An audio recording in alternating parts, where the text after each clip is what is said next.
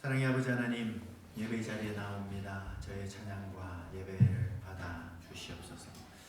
저희들의 모습 가운데에 하나님 주님 받아주실 만한 흠양할 것들 찾아주시고, 저희들의 한 주간의 삶이 완전하지 못한다 할지라도 하나님 그럼에도 주의 뜻 가운데 살려고 애썼던 저희들의 삶을 받아주시고, 하나님 모든 더러운 하나님 받지 못할 죄악들 있다면 하나님 이 시간 깨끗하게 예수님의 보혈로 깨끗하게 하여 주시옵소서. 감사합니다. 사랑합니다. 예수님의 이름으로 기도드립니다. 아멘.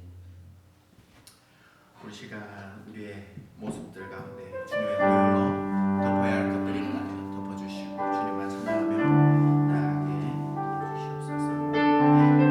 찬양하겠습니다.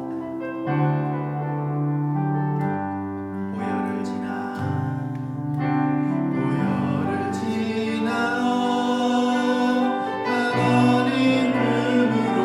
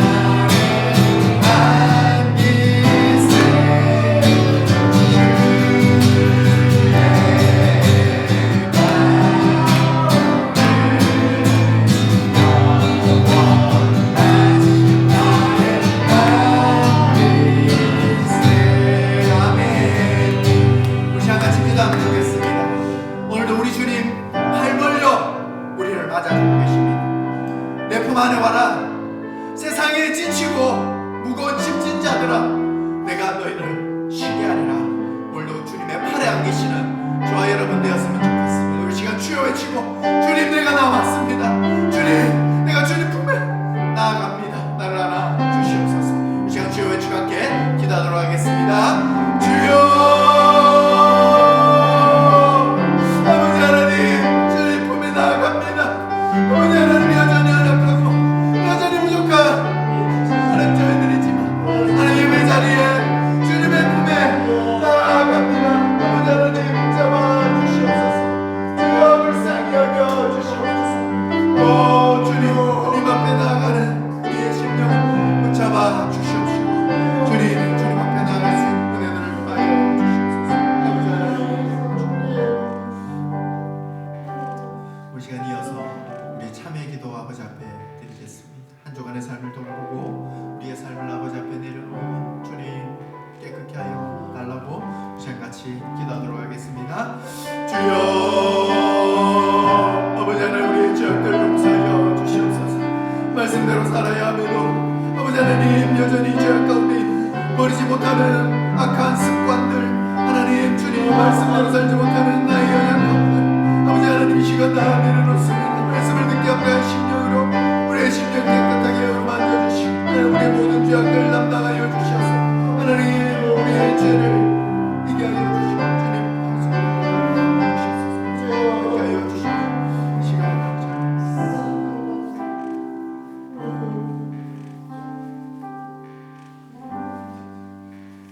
우리의 모든 더러운 죄악들 아버지 앞에 의탁하오며 살아계신 예수님의 이름으로 기도드립니다.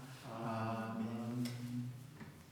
자, 다같이 교동문 35번 시편 84편 하시겠습니다.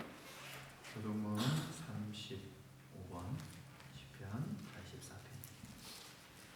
만군의 여호와여, 주의 장막이 어찌 그리 사랑스러운지요.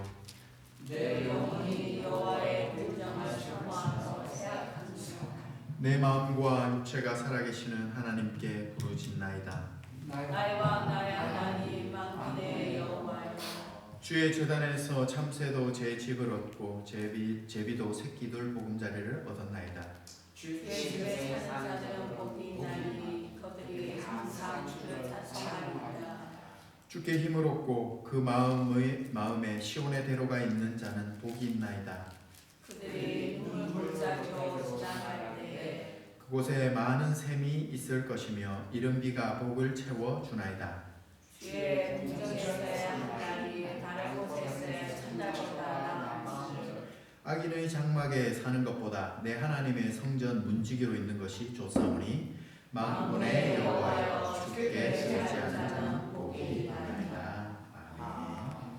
우리 사도신경으로 우리의 신앙을 하나님께 고백하시겠습니다.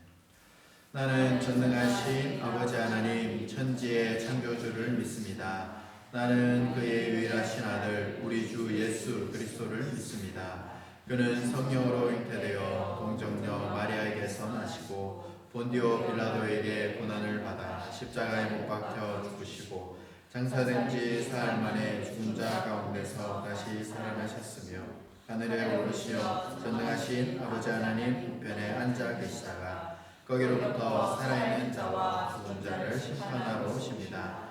나는 성령을 믿으며 거룩한 공교회와 성도의 교제와 죄를 용서받는 것과 몸의 부활과 영생을 믿습니다. 아멘.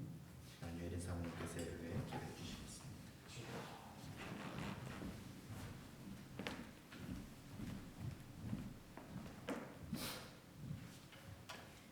하나님 우리 아버지, 오늘도 저희들을 귀하고 복된 예배의 자리에 불러주셔서 감사드립니다.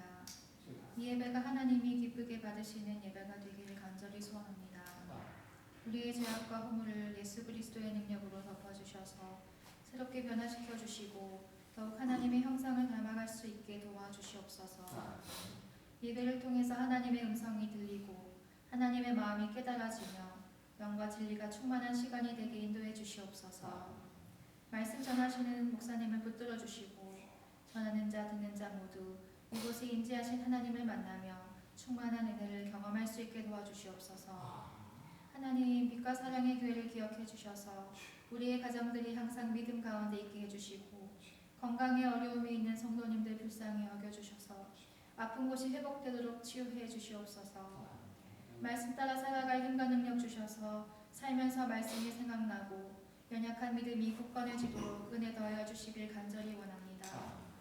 주님, 가장 어두운 곳에서 생명의 위험을 무릅쓰고 하나님을 섬기는 자들을 기억해 주시고 북한과 인도, 네팔, 파키스탄 원주민 땅을 불쌍히 여겨주시며 복음이 그곳을 변화시키도록 신실하신 사역자분들을 도와주시옵소서. 하나님, 우리의 모든 것이 하나님의 주권에 달려있음을 믿습니다. 구주 예수님의 이름으로 기도합니다.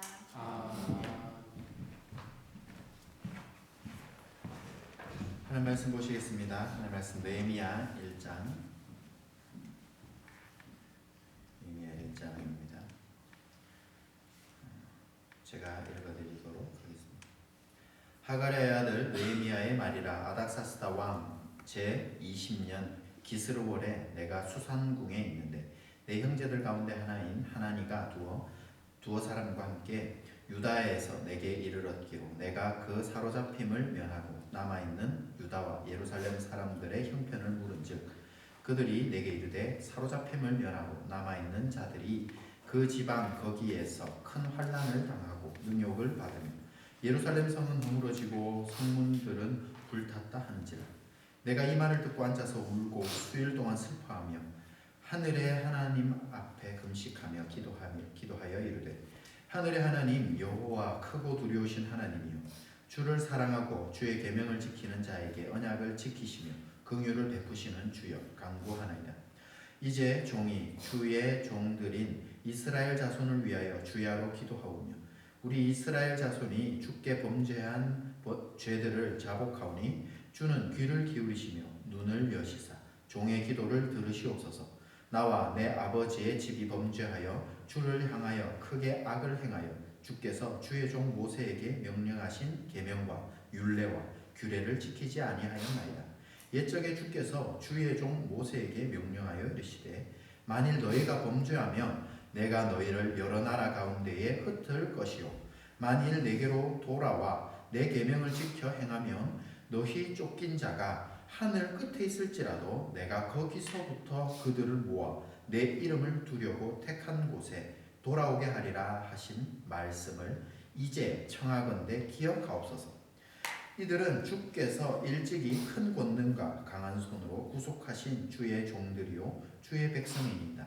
주여 구하오니 귀를 기울이사 종의 기도와 주의 이름을 경외하기를 기뻐하는 종들의 기도를 들으시고 오늘 종이 형통하여 이 사람들 앞에서 은혜를 입게 하옵소서 하였나니 그때 내가 왕의 술 맡은 관원이 되었느니라. 아멘. 김태형 목사님께서 말씀 전해주시겠습니다.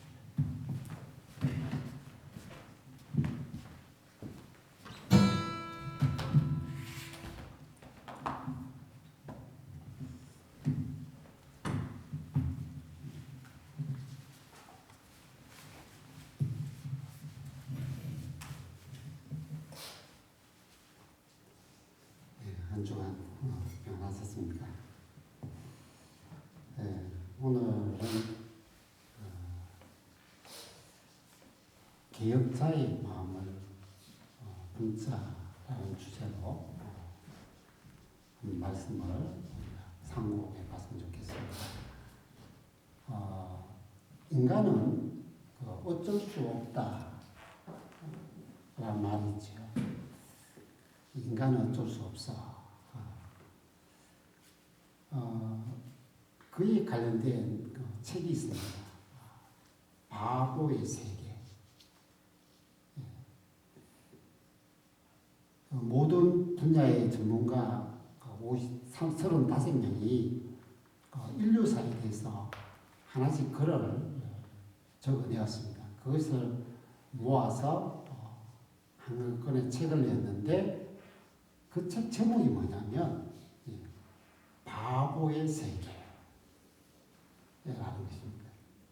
그 한마디로 요약하면 그 책의 모든 내용의 주제는 인간은 어쩔 수 없는 멍청이다 하는 겁니다.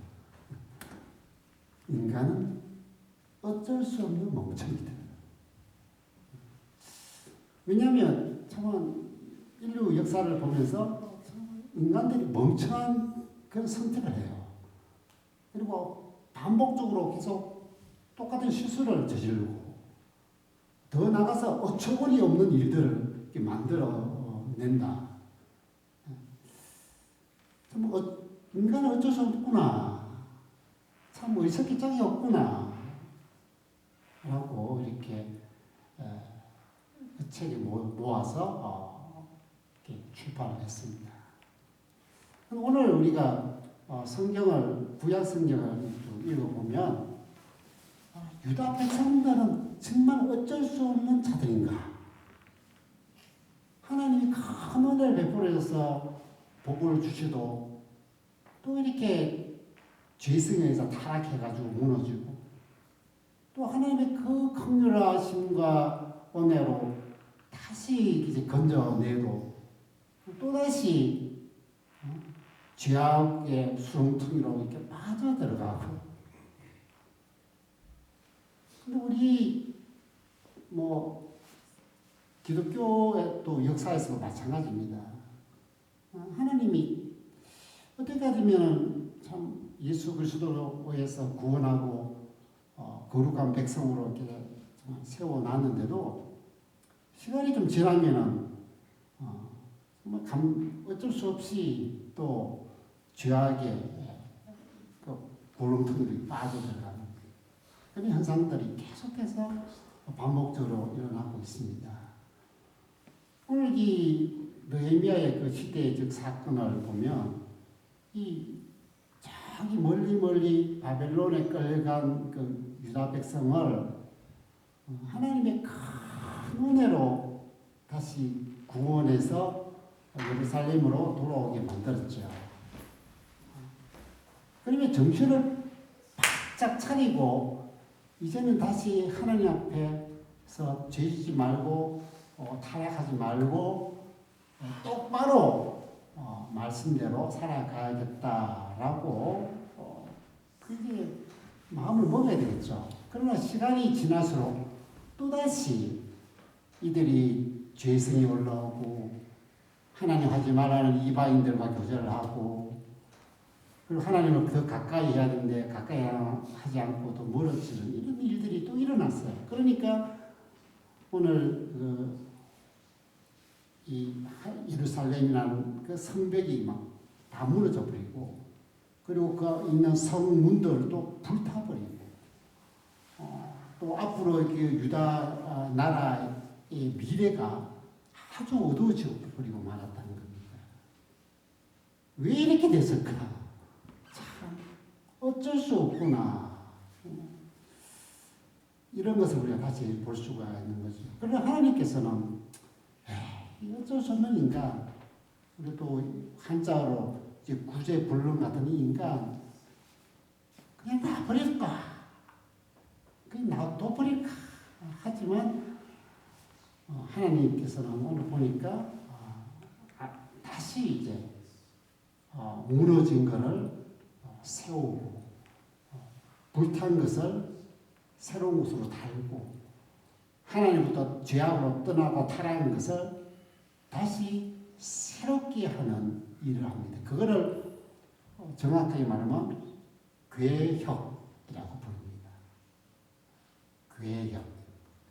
괴획이라는 것은 뭐냐면 우리가 말하는 재생시키다 아니면 업그레이드하다 이런 뜻을 갖고 있죠. 우리가 낡아 버린 것을 그냥 두지 않고 새롭게 이렇게 바꾸어 놓는 그런 작업을 괴획이라고 합니다. 우리 교회 사회적으로 굉장한 계획이 지금부터 500년 전에 일어났죠. 그러나 우리가 말하면 종교개혁이라고 그렇게 부릅니다. 하나님 보시기에 교회가 어떻게 됐냐? 타락해도 그냥 타락의 끝판왕까지 되어버렸어요. 예수님께서 만드신 그 구원을 믿음으로 받아들여야 되는데 그렇게 우리가 예수를 믿으면 구원받는다. 이게 하나님의 진리로 그 못을 박았는데 교회가 얼마나 타락하니까 어떻게 되냐면 구원은 너희들이 갖고 있는 돈으로도 살 수 있다 이렇게 만들었어. 하나님이 기가 막히니까 종교 계획자들을 보내었습니다. 우리가 잘 아는 독일의 마틴 루터, 그리고 스위스의 쩌빙 글리, 또 우리가 너무나 유명한 프랑스의 존 칼빈을 내세웠어요. 그래서 외친 뭐냐고 오직 돈이면 해결된다 하고 오직 성경이다.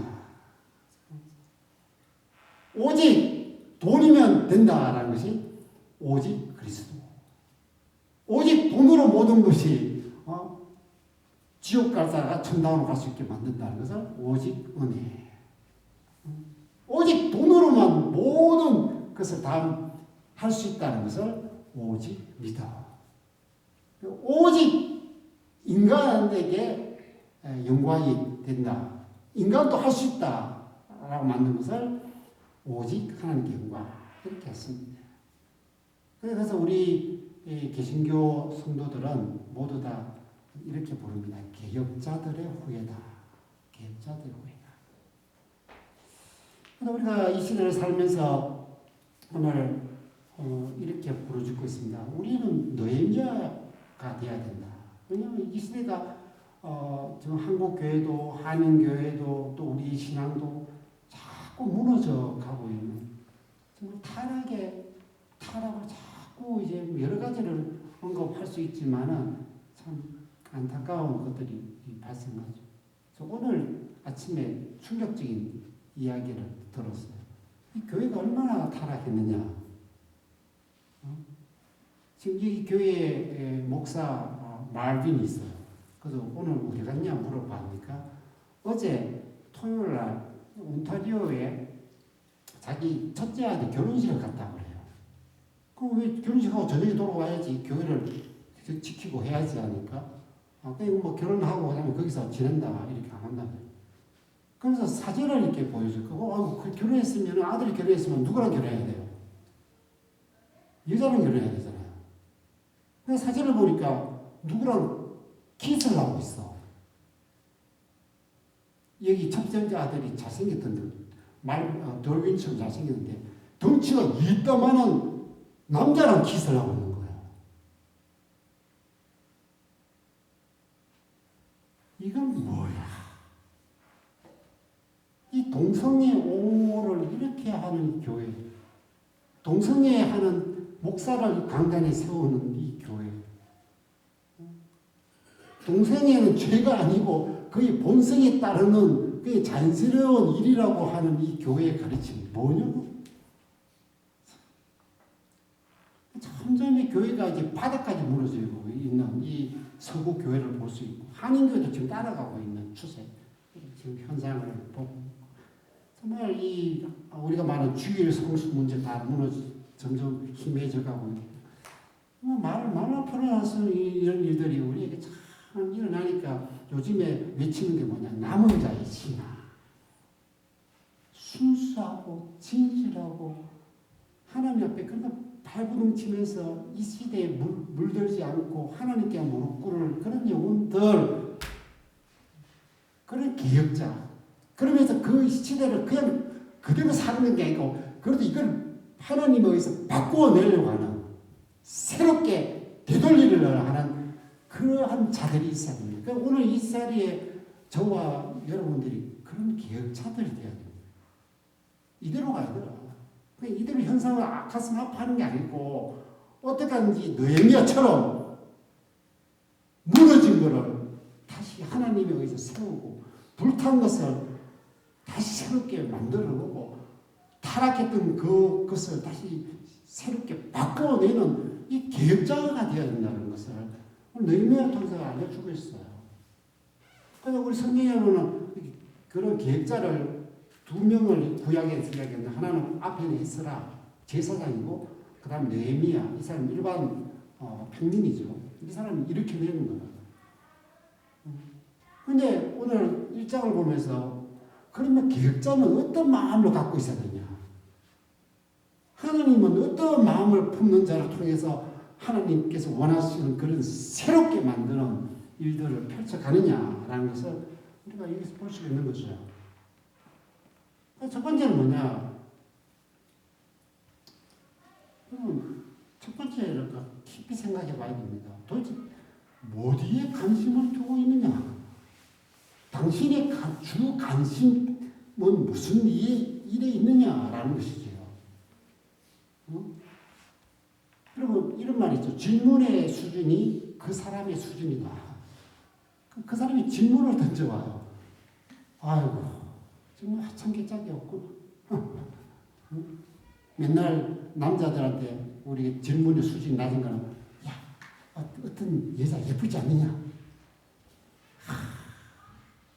정말 질문의 수준을 보면 그 사람의 그런데 성경은 오늘 우리들에게 이 네헤미야를 통해서 뭐라고 질문하고 있느냐면요. 당신의 관심이 어디 있느냐. 그것에 의해서 여러분의 신앙 수준을 알 수 있다는 거예요. 예수님 앞에 나다나엘이라는 사람이 찾아왔거든요. 그래서 예수님이 뭐냐면 보라. 이 사람은 참 이스라엘이요. 그 속에 간사한 것이 없도다. 이렇게 말했어요.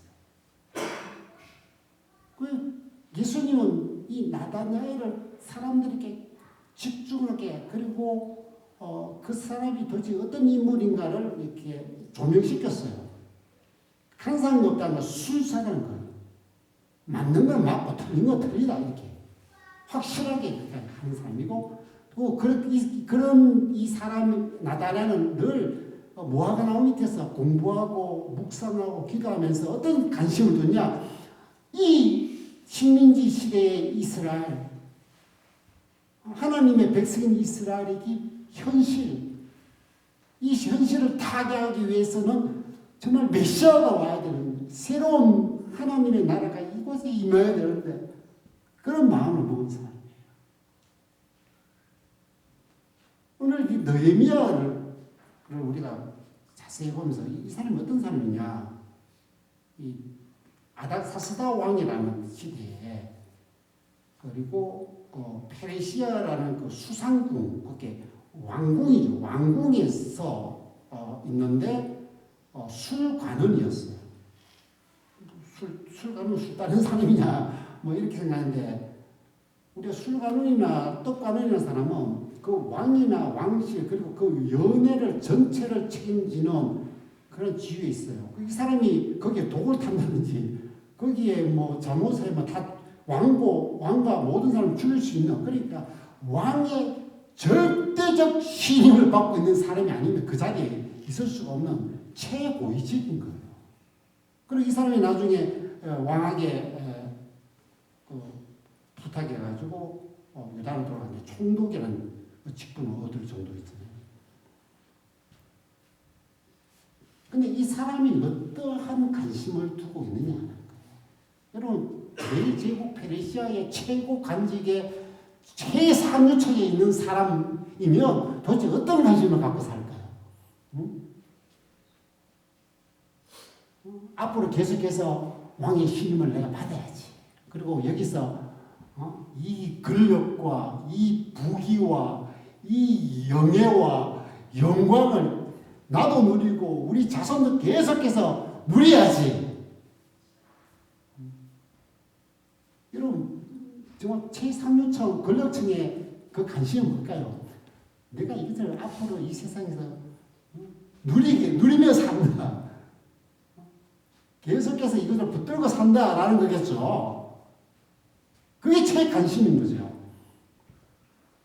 그런데 존 맥스웰이라는 리더십의 저자가 있는데 이 사람이 기독교인들의 두 가지 종류가 있다는 거예요. 하나는 뭐냐면 저 낮은 위치에서 걸어가는 여행자 그리고 높은 위치에서 걸어가는 여행자라고 이렇게 분류했어요.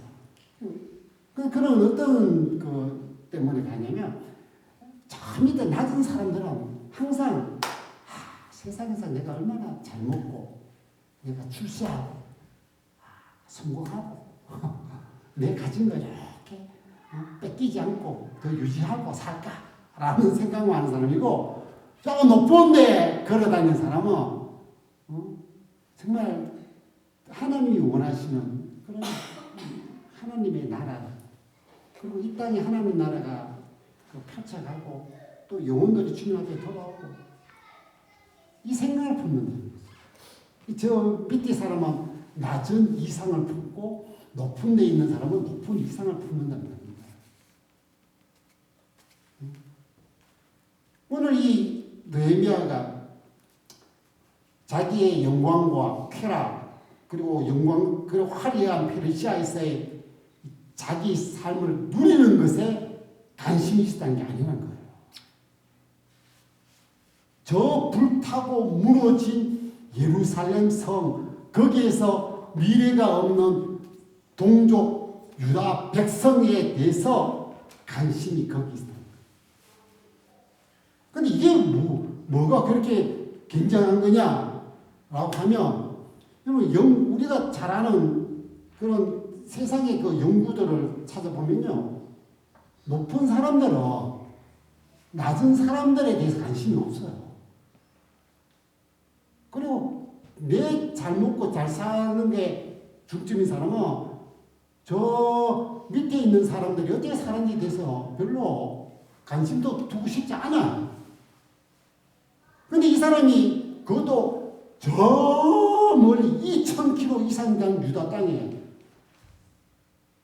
그리고 뭐 언제 만났는지 모르지만 그 동족들 그리고 아주 초라하고 작은 유다 나라, 거기에 무슨 가슴, 나는 이 어마어마한 페르시아라는 역대 가장 큰 대제국의 최상류층에서 그 누리는 거기에 나의 모든 관심을 가집니까? 아니면 저기 정말 뭐 불탔다든지 무너졌다든지 뭐 삶이 뭐 바닥에 파탄이 났다든지 거기에 무슨 관심이 있나요? 그런데 하나님의 관심이 어디 있냐는 걸 잘 알아야 돼요. 하나님께서는 저기 진짜 예루살렘 하나님의 성전이 있고 그의 성이 있고 하나님의 백성들이 있는 거기가 하나님의 엄청난 관심이 있는 곳이라고. 그것을 통해서 이 땅에 메시아가 오고 이 땅에 하나님께서 소망을 주고 새로운 생명을 펼쳐갈 어마어마한 하늘의 계획이 있는 곳이라는 거예요. 예수님께서 항상 우리들에게 말하죠. 무엇을 먹는지 무엇을 마시는지 무엇을 입는지에 대한 관심을 두는 자들 향하여 먼저 그의 나라와 그의 의를 구하라. 먼저 그의 나라. 이게 참 유명한 이야기죠.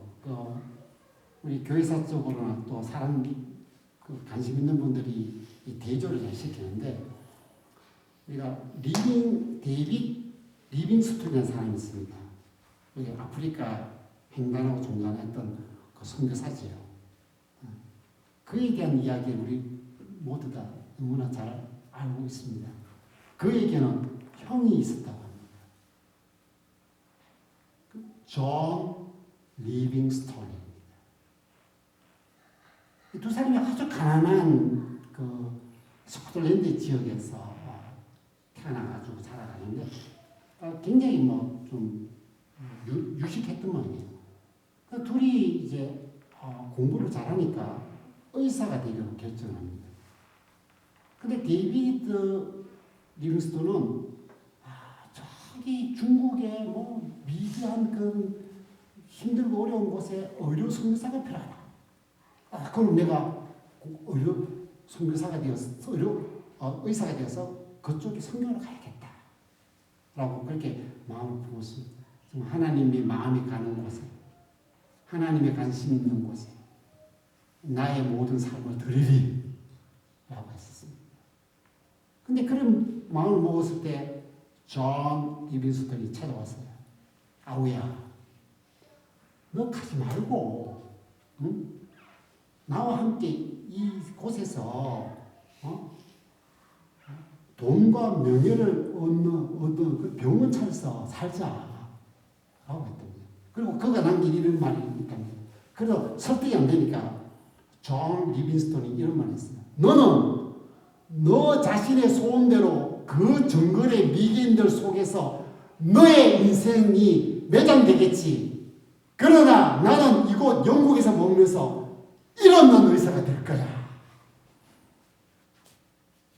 근데 그 마지막 결과는 뭐냐면 리빙스턴은 영국이 알아주는 선교사 그리고 웨스트민스터에 그의 유골이 묻힌 그리고 백과사전에 13줄이나 기록되어 있는데 존 리빙스턴은 딱 한 줄이 있답니다. 백과사전에 데이비드 리빙스턴 형 존 리빙스턴. 정말 하나님의 관심이 어디 있을까? 여러분 하나님의 관심이 어디 있을까라는 걸 우리가 참 고민해야 돼요. 하나님의 관심은 느헤미야에게 너 그곳에서 잘 먹고 잘 살고 너 명예와 영광 너 후손들에게 최상류층을 물려주는 그게 너의 최고 관심이야. 근데 오늘 이 성경에서 말하는 건 뭐겠습니까?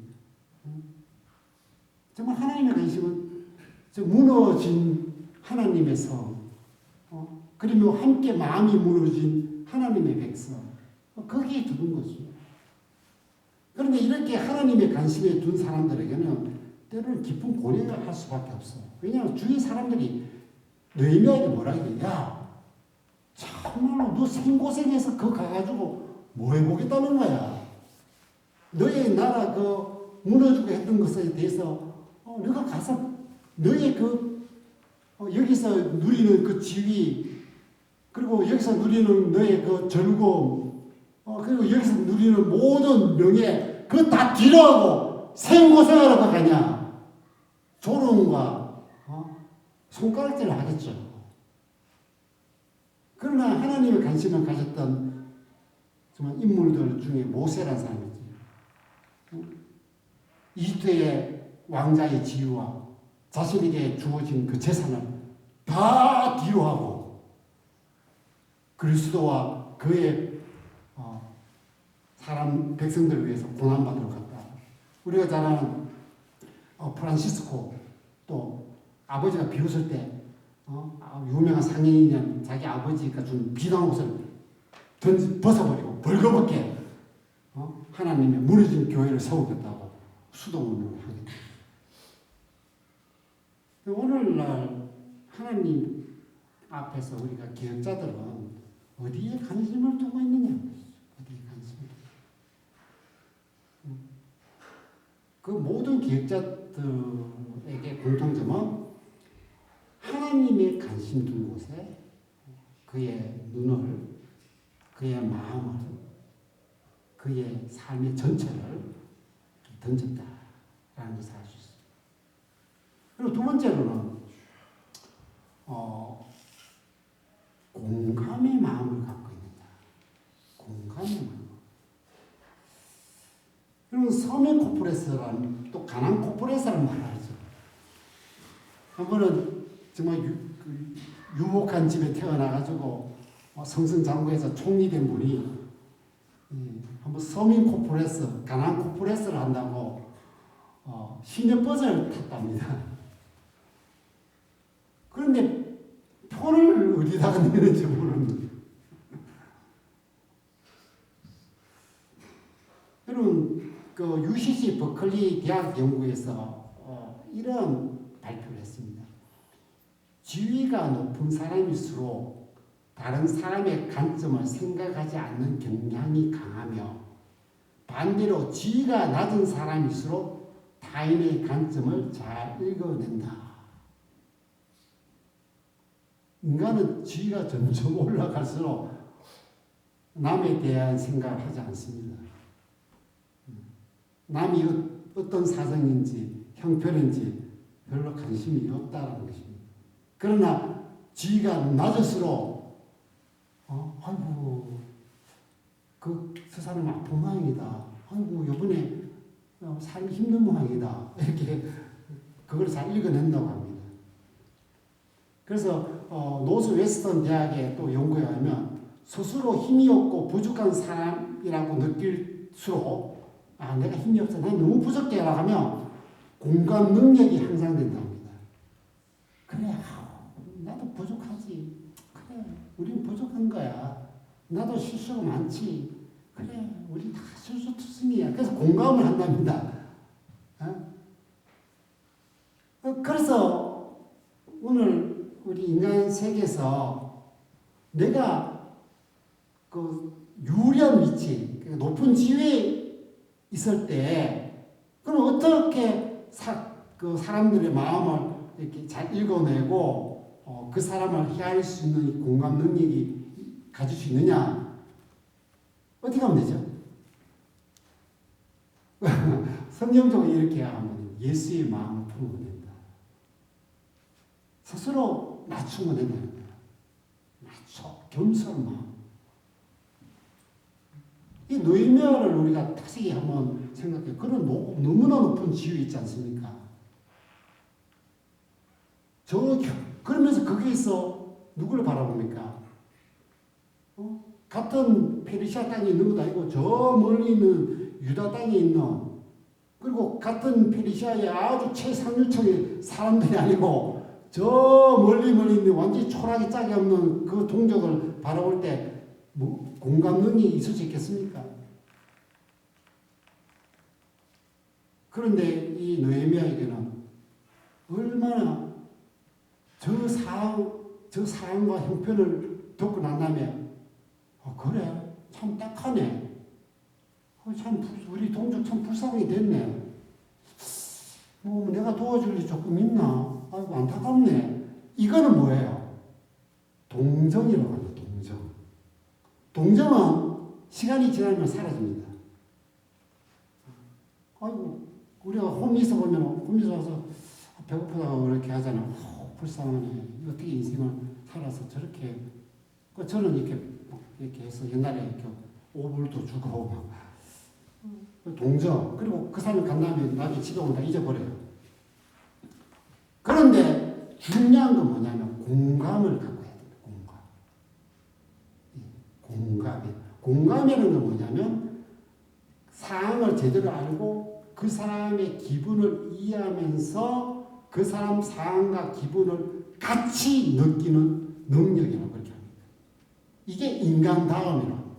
우리가 AI 시대에 정말 이 기계화 시대에 가장 사람들이 그리워하는 건 뭐냐면 따뜻함. 같이 웃을 때 웃고 슬플 때 같이 슬퍼해 주는 그러한 공감이 진짜 필요하다. 오늘 느헤미야가 얼마나 동정이 아니고 공감했는지를 우리가 알 수 있어요. 오늘 어떤 공감하니까 어떠한 반응이 그에게 있었습니까? 성경으로 나오죠. 슬피 울고 너무나 마음이 아파서 울고. 그리고 나중에 2장에 가면 왕이 술을 따르는데 너무나 슬퍼서 우리가 잘 아는 그 연예인들이나 가수들 있잖아요. 그들이 나중에 이제 자기들의 그 이야기를 할 때 참으로 괴로운 거예요. 왜냐하면 지금 부모님이 돌아갔어. 근데 지금 드라마를 찍겠네. 웃어야 돼. 사람들이 즐거움을 줘야 돼. 지금 형제가 죽었어. 근데 앞에 나와서 노래를 불러야 되면서 사람들에게 환경을 줘야 돼. 얼마나 힘든지 모른답니다. 근데 느헤미야도 마찬가지로 왕이 지금 베이스란 잔치에 지금 왕이 그 왕궁에 사람들을 수많이 불러놓고 즐거움을 주는 그런 흥겨운 시간에 이 최고의 관원장이 슬픈 표정을 얼마나 슬펐으며 거기서 슬픈 표정하면 안 되잖아요. 그런데 그 슬픈 표정이 지워지지 않고 남아있어. 왕이 그걸 보고 왜 이렇게 슬퍼하니라고 들켜버립니다. 언제까지 하나님의 성인 예루살렘의 성이 다시 세워지고 또 불탄 성문이 다시 새 것으로 달아지고 그리고 타락했던 그 유다 백성들이 하나님의 백성으로 말씀으로 회복될 때까지 정말 그들을 향한 똑같은 느낌을 똑같은 심정을 가지고 있다.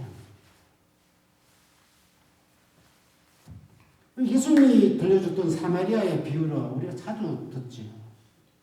지금 예루살렘 갔다가 강도 만나가지고 다 뺏기고 얼마나 맞아 피투성이 돼가지고 지금 죽어가고 있어요. 그 이야기를 누구한테 들려줍니까? 바리새인과 서기관들한테 들려주는 거예요. 그래서 왜 그들에게 이 이야기를 들려줬을까?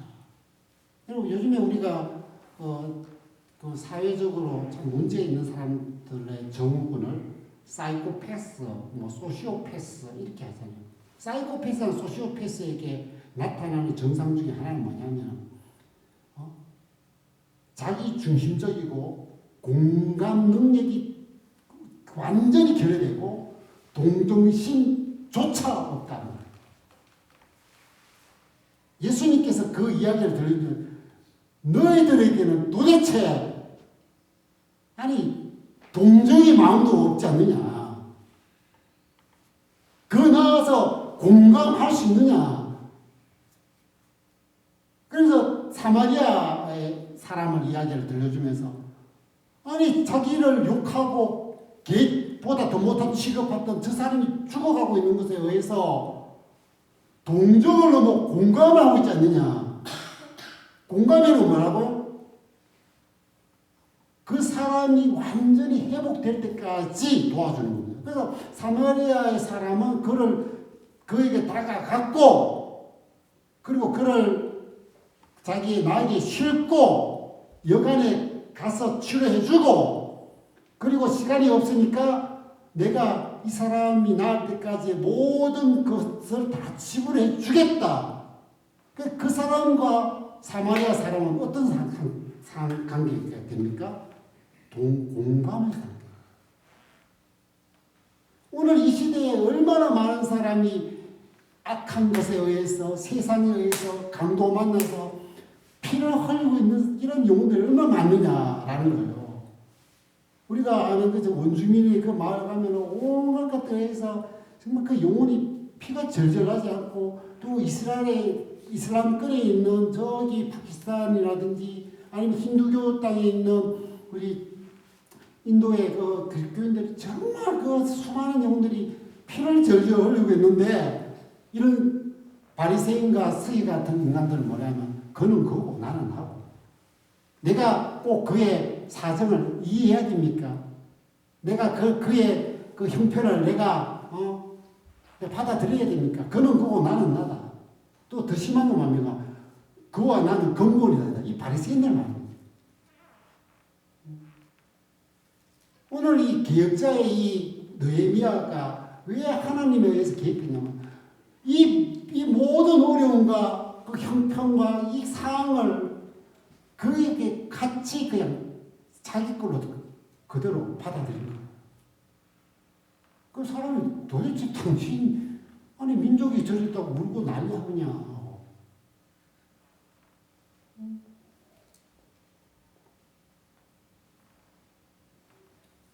사랑하는 성도 여러분, 이 시대의 개혁자가 되려면요, 우리 이 땅에 향한 주님의 마음이 필요한 거.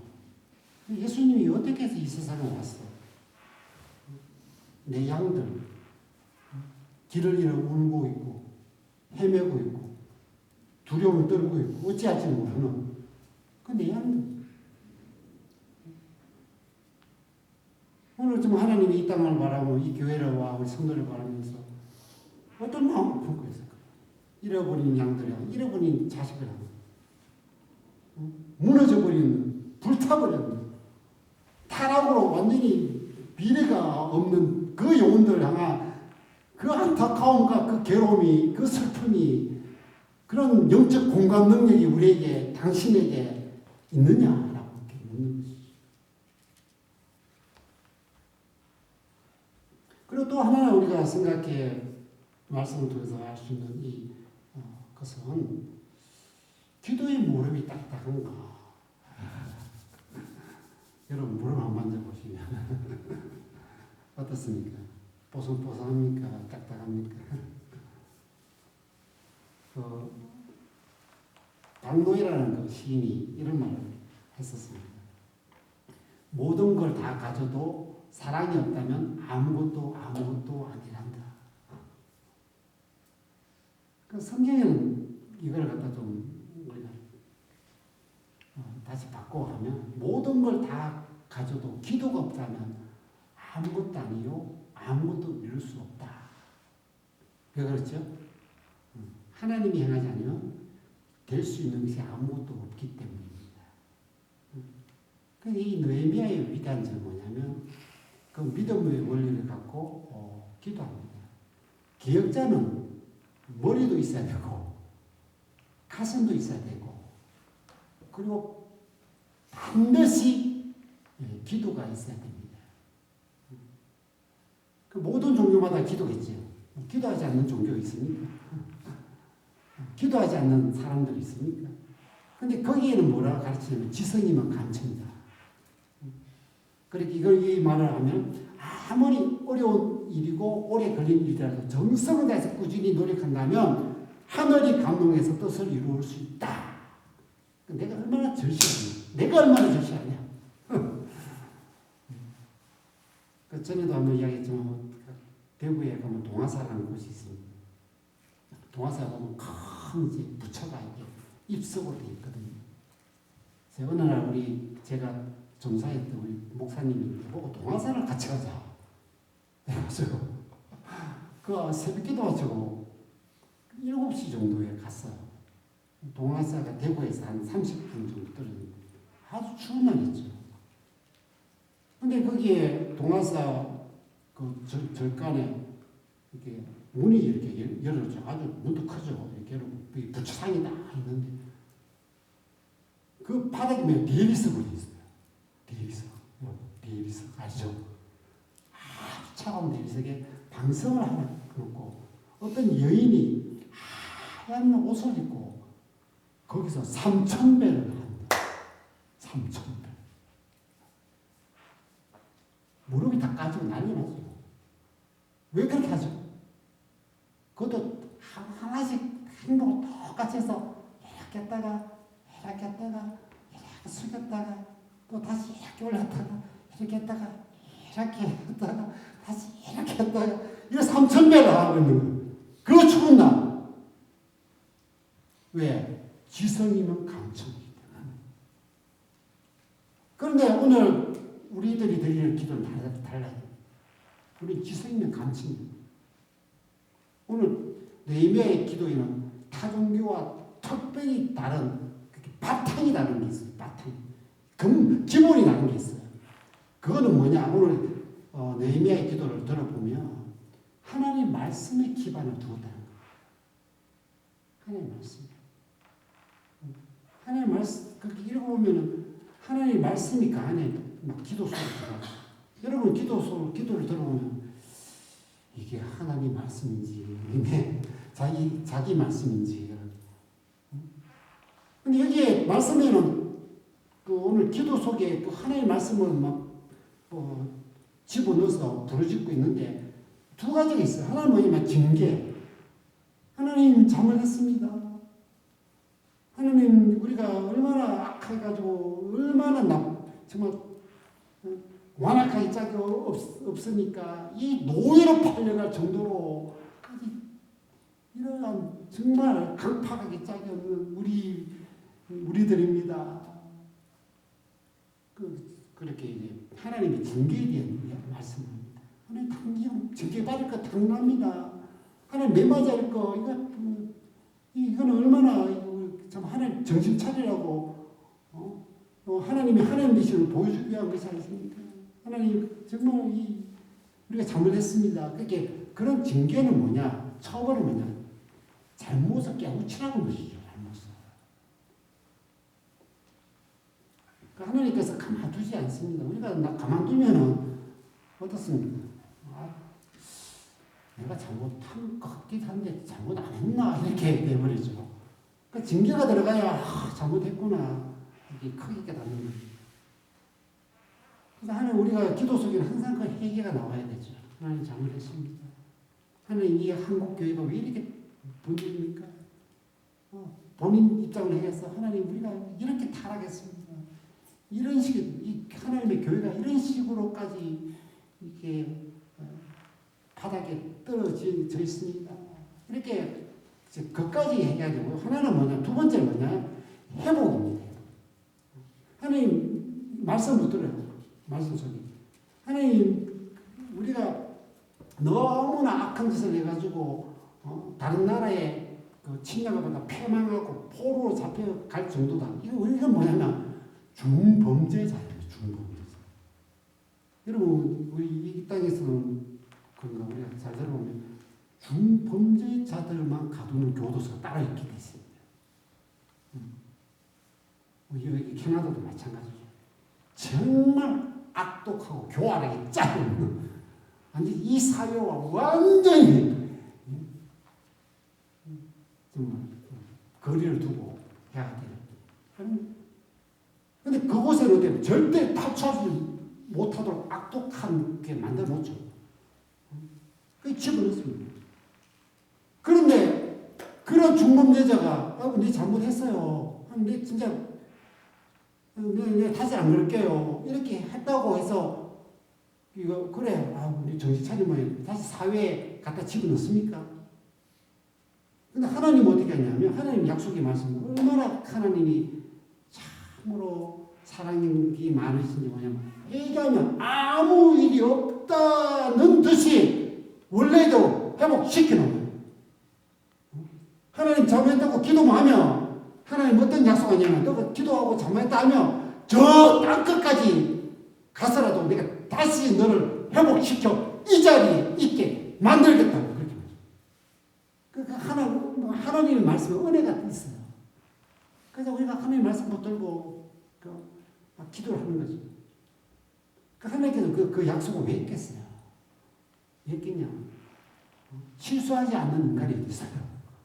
분명히 이스라엘이 이런 짓을 앞으로 할 거다. 이렇게 나올 거다. 그럼 내가 약속해 줄게. 내가 잘못했다 하면 내가 모든 거 다 회복시켜 줄게. 하나님이 우리 인간에 대해서 얼마나 잘합니까? 우리 젊은이들이 사람들 운전면허를 따고 이제 운전을 하고 다니죠. 그 하비씨 운전하고 다니면 이거 분명히 사고 난다. 그리고 분명히 교통 딱지 많이 끊길 거다. 그리고 벌칙 거 날아올 거다. 다 예상하고 있습니다. 우리 지금 트럭 보면은 이쪽 받고 저쪽에 기사나고 이쪽 옆에 쳐이고 그래서 그거를 아는 아빠는 젊은 사람들에게나 자기 와이프에게 어떤 차를 사줍니까? 중고차를 사주고 있습니다. 근데 나는 왜 그 비싼 트럭을 기막히게 해줬을까? 지금도 좀 의문스러운데. 내 같은 사람은 그래 이리 받고 저리 받고 교통딱지만 날라와도 스피드만 놀라잖아요. 하나님께서도 완벽한 자에게 약속한 게 아니고 불완전한 인간에게 죄인에게 그때 하나님의 선하심을 보여줍니다. 해결하라. 그 약속을 다 한 거죠. 그래서 우리가 참 느헤미야는 기도를 확 붙들었습니다. 하나님 그 약속의 말씀 분명히 회개하고 하면 너희 쫓긴 자가 하늘 끝에 있을지로 내가 거기서부터 그들을 모아 내 이름으로 두르고 택한 곳에 돌아오게 하리라. 이 말씀하셨지요. 하나님 이만 구했다면 저 무너지고 불타는 것도 하나님 다시 회복시켜 주실 것이죠. 믿습니다.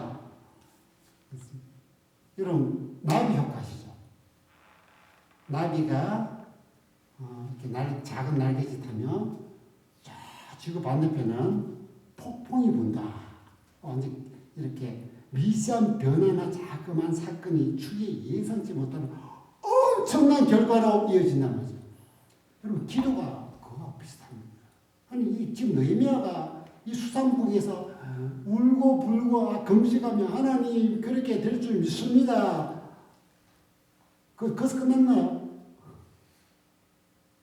아무리 부르짖어도 아무리 일이 발생하지 않았습니까?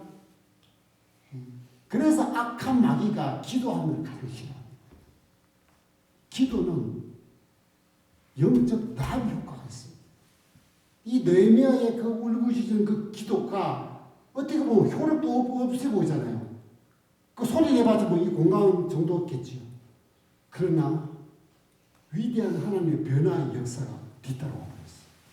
결국은 앞으로 진행돼야 됩니다. 2장, 3장, 4장 어디까지 합니까?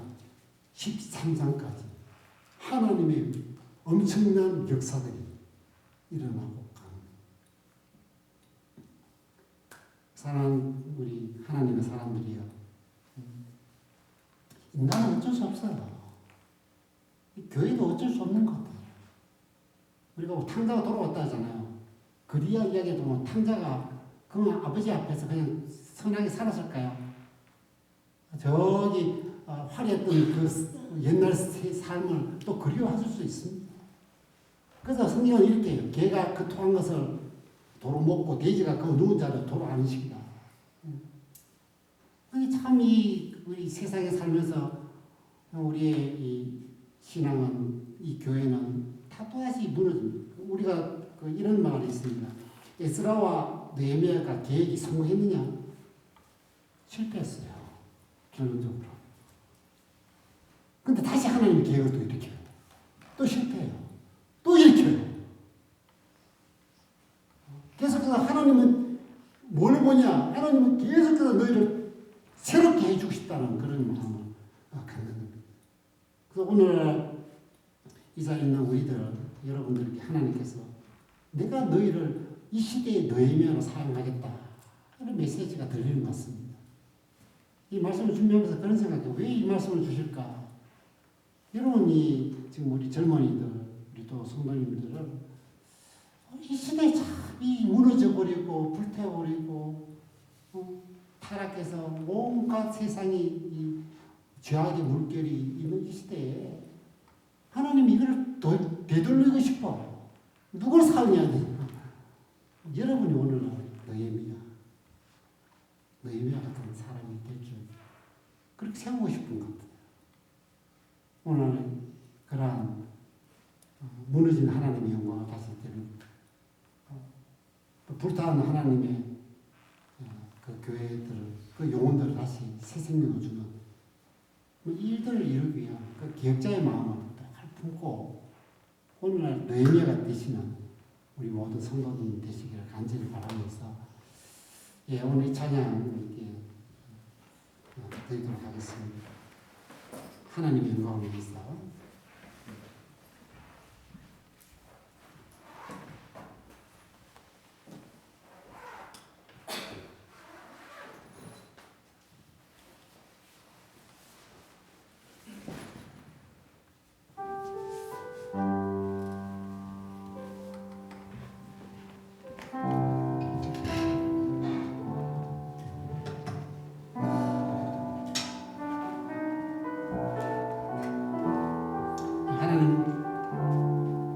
마지막 찬양 가사가 뭐냐면 우리 주님 뜻은 이루어지라. 하나님 우리를 통해서 이 땅에 하나님이 원하신 그 뜻이 하나님의 영광을 드러내는 그 뜻을 이루어지게 하여 주옵소서. 그래서 우리는 멈추지 않고 전진하는 기획자가 되겠습니다. 라는 마음으로 보시면 찬양하겠습니다.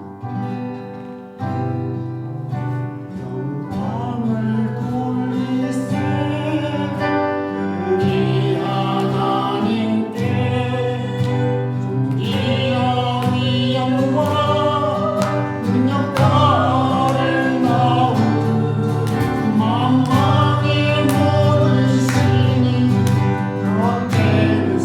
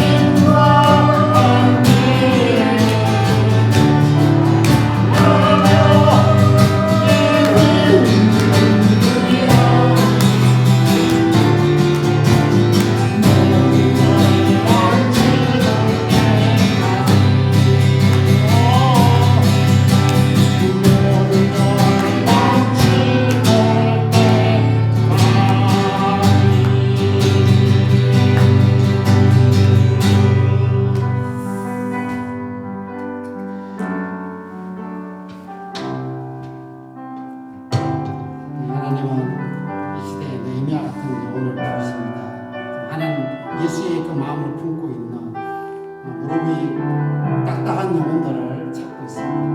무너진 곳이 너무 많기 때문에 잃어버린 영혼들이 헤아릴 수 없기 때문에 불타버린 죽은 영혼들이 정말 곳곳에 있기 때문에 하나님께서 너희의 같은 영혼들을 통해서 다시 세우려고 하십니다. 하나님 내가 되게 하여 주시옵소서. 나로 통해서 우리 가정이 무너졌습니다. 우리 가정이 신앙을 세우고 하나님 우리 교회가 무너져가고 있습니다. 우리 교회가 세워지고 하나님 정말 주위에 이 캘거리의 신앙들이 물러가고 있습니다. 하나님 다시 세우는 오늘날에 하는 그러한 기억하는 새롭게 하는 자의 그 반열에 나도 속할 수 있게 하십니다. 우리 아이들도 그 반열에 속해서 앞으로 무너져가는 하나님교회를 다시 세우고 무너져가는 하나님의 진리를 다시 굳게 만드는 일들로 사용해야 된다고 시간 나같이 한번 주님께 간절히 기도하는 시간을 갖겠습니다. 주여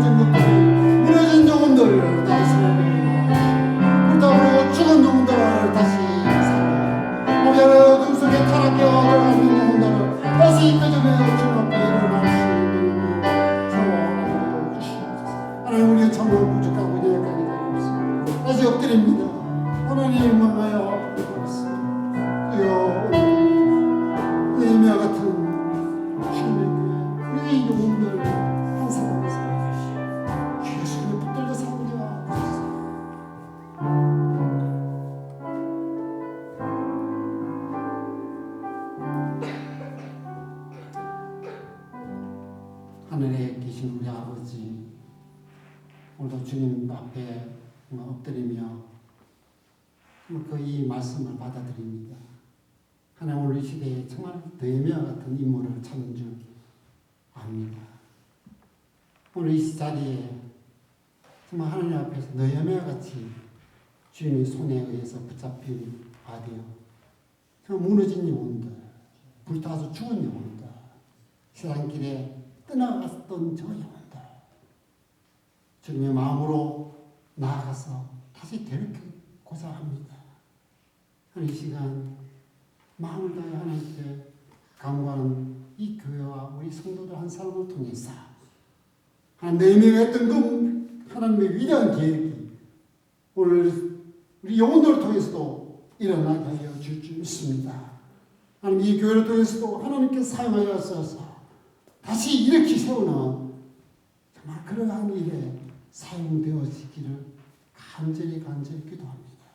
하나님 그러기 위해서는 더 성령의 충만함을 우리 성도들 모두에게 우리 아이들이 허락하여 주시옵소서. 하나님 이 시대에 정말 물들지 않는 순수한 믿음의 사람들 될 수 있도록 붙잡아 주시옵소서.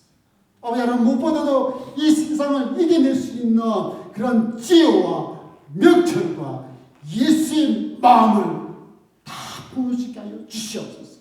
하나님 내가 너희 땅에 밝은 빛을 비추는 그러한 별들로 하나님의 그 사랑을 나타내는 뜨거운 난로로 사용하리라는 말씀이 이루어지기를 원합니다.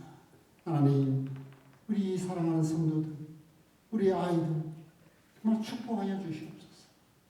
하나님의 손을 늘 함께하여 주시고 어딜 가든지 무엇을 하든지 하나님의 역사와 뜻이 일어나는 자들 되어지게 하여 주시옵소서. 하나님께 기쁨과 즐거움으로 연보를 올려드립니다. 하나님 기쁘게 받아주실 줄 믿고 하나님 앞으로 행하는 모든 일들마다 하나님께서 가득가득 복을 내려주시고 정말 꾸이는 자가 아니라 베푸는 자가 되게 하여 주시옵소서. 아버지 맛이 없는 소금이 아니라 맛있는 소금으로 세상에 살 수 있는 우리 성도들의 모든 삶이 될 수 있도록 은총을 베풀어 주시옵소서.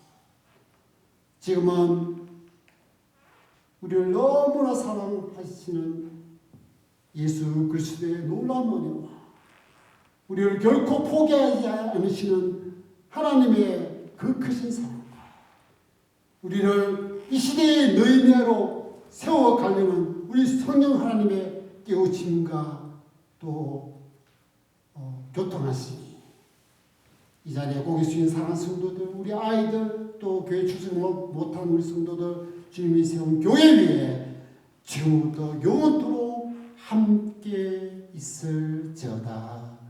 아멘.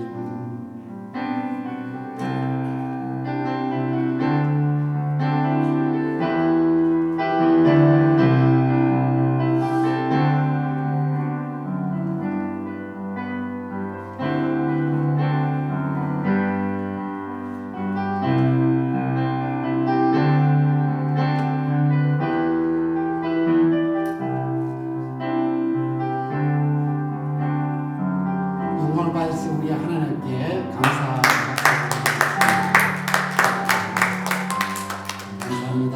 오늘도 가을이 이제 성큼 다가왔습니다.